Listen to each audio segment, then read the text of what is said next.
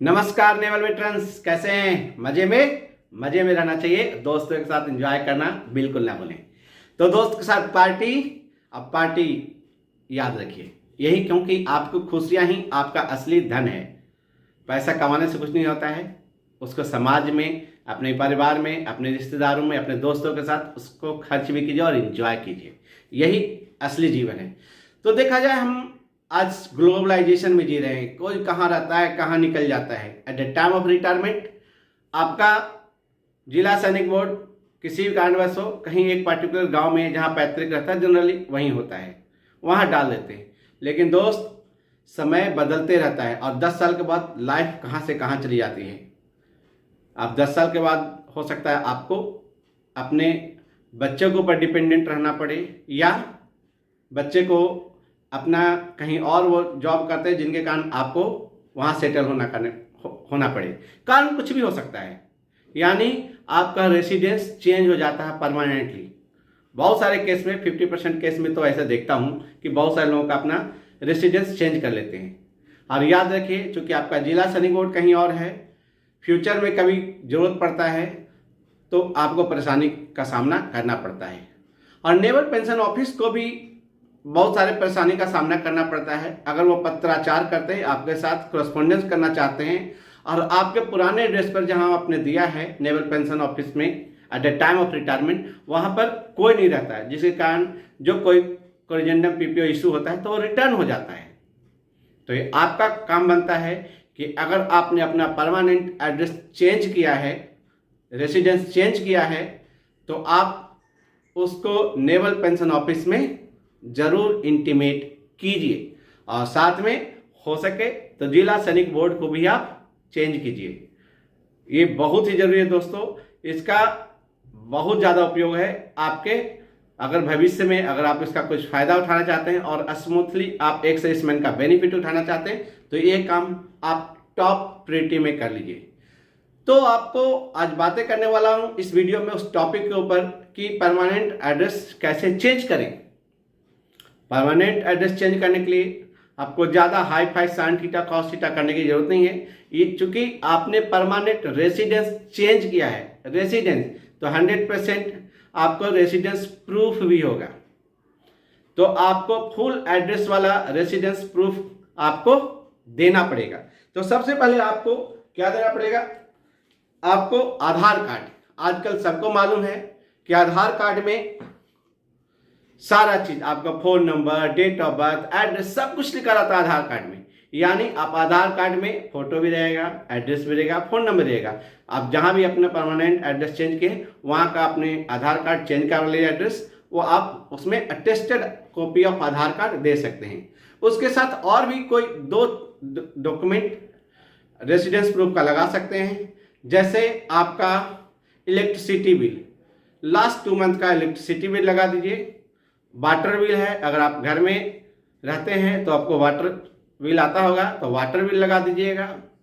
या bank statement है तो 1 साल का बैंक स्टेटमेंट लगा दीजिएगा। राशन कार्ड का कॉपी लगा दीजिएगा, नहीं है तो अटेस्टेड कॉपी। और टेलीफोन बिल लगा दीजिएगा।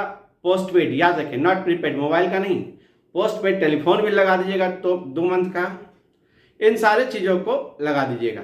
और उसके साथ अगर आप फ्लैट में रहते हैं, मैं यहाँ जनरली लोग महानगर, जैसे मैं मुंबई में रहता हूँ, तो मुंबई में मेरे पास इंडेक्स 2 एक फॉर्म होता है। जब आप फ्लैट का ट्रांजैक्शन करते हैं, खरीदते हैं, उस समय इंडेक्स 2 होता है। इंडेक्स 2 का फॉर्म लगा दीजिएगा। और गैस, आजकल महानगर गैस लिमिटेड का होता है, आप उसका भी कॉपी लगा सकते हैं रेसिडेंस एड्रेस में। यानी आधार कार्ड के साथ ये कोई भी 2 चीज़ आप डाल सकते हैं। उसके बाद एक डिक्लेरेशन फॉर्म आपको भरना पड़ेगा। As per army headquarter letter NA/00651/ORG 8 dated 7 जुलाई 1988। आपको एक डिक्लेरेशन फॉर्म भरना पड़ेगा एज पर आर्मी का जो लेटर के हिसाब से।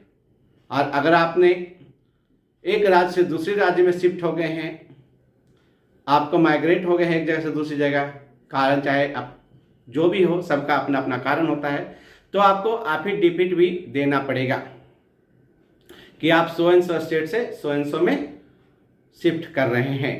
और साथ में आपको जिला सैनिक बोर्ड के थ्रू, चूंकि याद रखिए जब आप रिटायरमेंट होते हैं, जब आप रिटायर जाते हैं तो आप अपना नाम इनरोल करते हैं जिला सैनिक बोर्ड में। तो जिला सैनिक बोर्ड को आपको इन्फॉर्म करना पड़ेगा कि मैं यहाँ से यहाँ शिफ्ट कर रहा हूँ, और अच्छा होगा कि आप अपना जिला सैनिक बोर्ड को भी शिफ्ट कर लिए जहाँ परमानेंट रहने जा रहे हैं, वहाँ भी जिला सैनिक बोर्ड होगा, वहाँ भी। तो मतलब प्रीवियस जिला सैनिक बोर्ड से आपको NOC लेना पड़ेगा, नो ऑब्जेक्शन सर्टिफिकेट, और लास्ट में आपको copy of discharge book, copy of discharge book IN 271।